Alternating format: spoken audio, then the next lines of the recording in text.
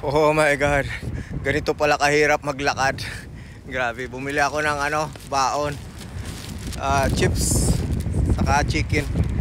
Layo-layo pa lalakarin natin. Ganito pala maglakad. Ngayon na-experience ko na yung mga naglalakad diyan. Ang hirap, putang ina yan. Malayo-layo pa tayo sa bahay. Galing ako doon. Doon yung train station.